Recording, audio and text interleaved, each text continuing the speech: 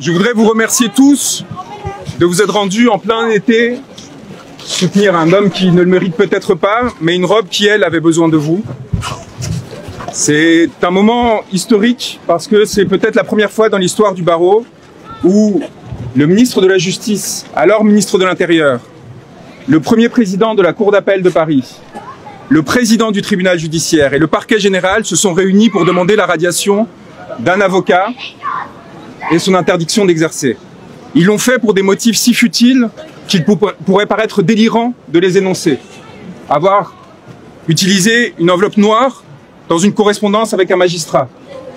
Avoir fait poursuivre un magistrat pour un faux qui a été reconnu depuis et qui a amené à son éviction du parquet de Paris.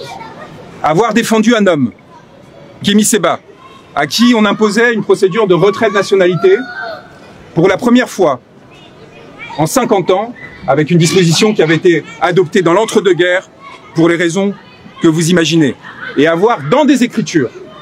devant le Conseil d'État, normalement protégés et assurant l'immunité à ceux qui les écrivent, parce qu'ils les écrivent au nom des personnes qu'ils défendent, et non pour exprimer leurs opinions, leurs idées, avoir dans ces écritures auprès du Conseil d'État rappelé que cette décision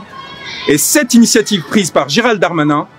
avait évidemment une inscription dans l'édifice colonial républicain et visait cet homme parce qu'il était noir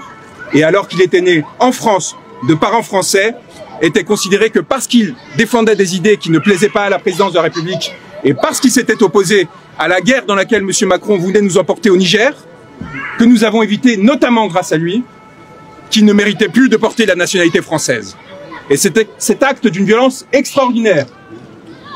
que nous avons dénoncé dans ces écritures m'a valu une plainte pénale de Gérald Darmanin et une saisine du bâtonnier qui, sans enquête déontologique préalable, a décidé de me traîner devant mes pairs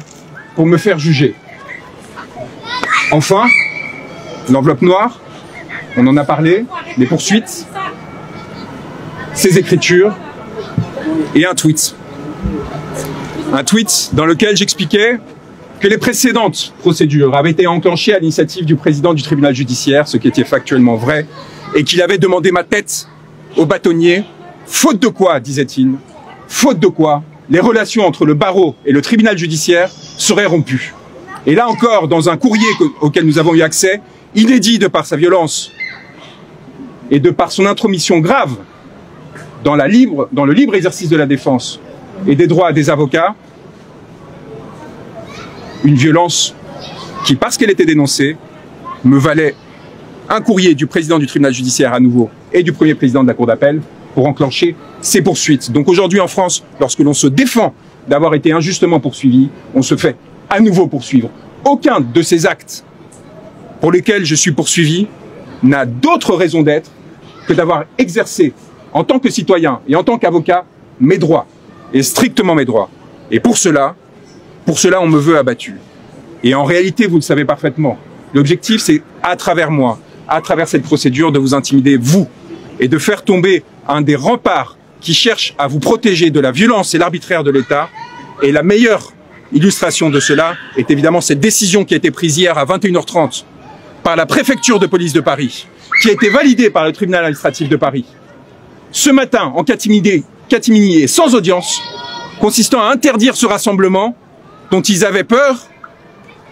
alors même qu'ils avaient convoqué cette audience déjà en plein été, dans l'espoir qu'elle permette une sanction et une radiation discrète. Nous sommes donc venus avec mes confrères que je remercie de leur soutien, parce que ce n'est pas évident, avec le soutien en particulier de ma consoeur Cassandra Place, qui a porté devant le tribunal administratif de Paris ce recours, ce référé liberté, qui a été honteusement rejeté en quelques heures de façon silencieuse par ce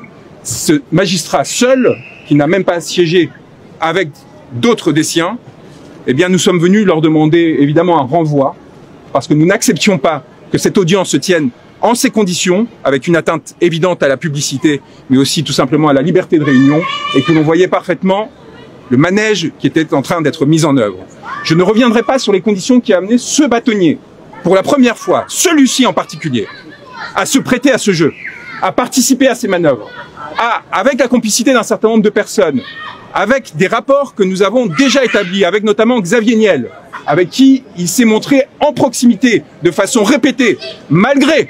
sa condamnation pénale, malgré son passé de proxénétisme, eh bien, nous sommes retrouvés entre ses mains et nous dénonçons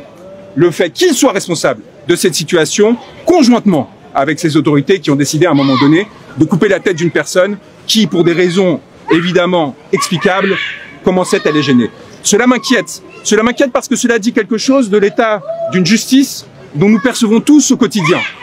Les défaillances et le fonctionnement. Que toutes ces sommités aient le temps et considèrent pertinent de dévouer de telles ressources pour essayer d'écraser un homme porteur d'une robe, plutôt que d'essayer de réparer un pays qui ne va pas dans l'état où il devrait être,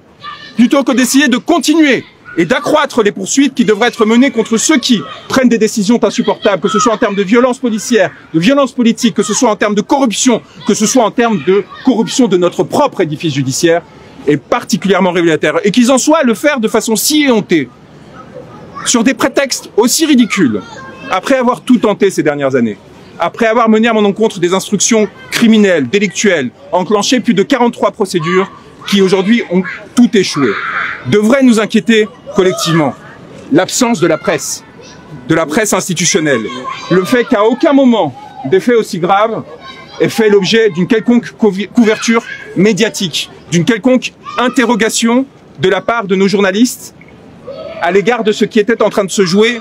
au sein de nos institutions, à l'égard de ce qui était en train de se jouer non seulement autour de ma personne, mais des causes que l'on défend,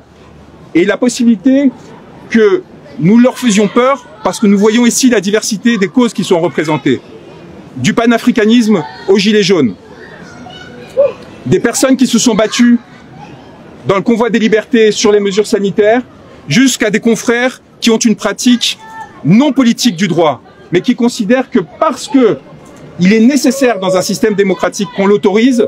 qu'ils doivent se présenter à nos côtés. C'est cela qui leur fait peur. C'est le fait qu'en toutes ces années de persécution, il n'ait pas réussi à nous marginaliser et que nous soyons de façon croissante de plus en plus nombreux. C'est pour cela et pour cela seul que vous avez été interdit. Parce que ce qui s'est passé aujourd'hui, c'est que vous avez été interdit. On a voulu vous empêcher de venir ici. On a essayé de vous déporter de l'autre côté, loin de l'événement qui devait se tenir pour qu'on ne vous voie pas, pour qu'on ne vous entende pas et pour qu'on ne perçoive pas qu'y compris le 16 juillet, sans aucun moyen particulier, nous étions capables de nous regrouper pour dénoncer ce qui s'est passé, pour faire corps et pour se montrer en solidarité. Alors il m'apparaît fondamental que vous reveniez, que vous fassiez cet effort que je conçois important. Je sais qu'il y a près de 80 personnes ici qui sont venues du reste de la France, qui se sont mobilisées alors même qu'on leur avait dit que cette manifestation serait interdite, pour s'assurer qu'ils ne viennent pas. Je souhaiterais et je vous demande de revenir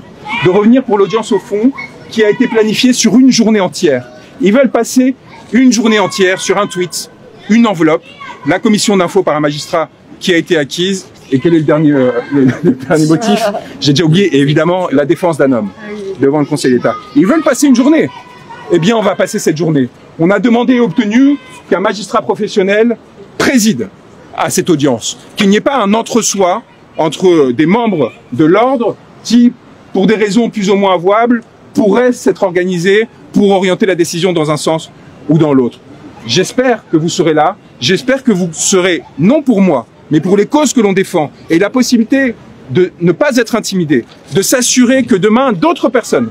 prendront le relais. Car je ne suis rien, comme le dirait un certain président de la République, je ne suis rien si ce n'est autre chose que vous. Je suis quelqu'un qui, à un moment donné, dans ce pays, a essayé d'éviter son effondrement et s'est battu en dénonçant un certain nombre de vérités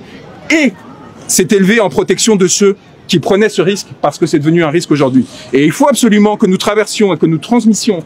ce message à tous ceux qui nous écoutent. N'ayez pas peur, nous pouvons, y compris dans des conditions exceptionnelles d'interdiction de manifestation, nous réunir parce qu'ils n'osent pas. Parce que quand ils nous voient, ils n'osent pas aller plus loin, ils n'osent pas faire ce qu'ils ont fait il y a quelques années avec les Gilets jaunes, ce qu'ils ont fait par la suite avec tous les mouvements sociaux, parce qu'ils savent le danger qu'il y aurait à atteindre à vos corps, s'ils savent le danger qu'il y aurait à passer la ligne jaune. Donc je vous demande d'avoir ce courage une nouvelle fois, de venir à nouveau nous soutenir et de s'organiser, parce que c'est très important, et je finirai là-dessus, il faut que l'on s'organise pour se protéger. Les aventures solitaires, martyrologiques, qui nous feraient assimiler à une forme de Christ suicidaire ou sacrificiel, ce n'est pas possible ni pour vous, ni pour moi. Il faut qu'on l'on fasse bloc et que l'on s'assure que plus jamais l'un d'entre nous se retrouve seul lorsqu'il cherche à défendre des idées, lorsqu'il cherche à défendre l'intérêt général. Donc encore une fois, mon émotion de vous voir ici présent malgré toutes les difficultés, de voir des visages connus, de voir le syndicat des Gilets jaunes qui a déclaré cette manifestation que l'on défend devant la Cour européenne des droits de l'homme, de voir mes confrères qui ont fait ce déplacement, et je nous espère encore plus nombreux le 15 octobre, si j'ai bien compris, à 9h30, le 15 octobre à 9h30, devant ce palais, devant cette audience, venez, parce que si vous nous laissez seuls ce jour-là, ils l'interpréteront de façon à s'assurer à ce que la sentence soit définitive. Merci à tous.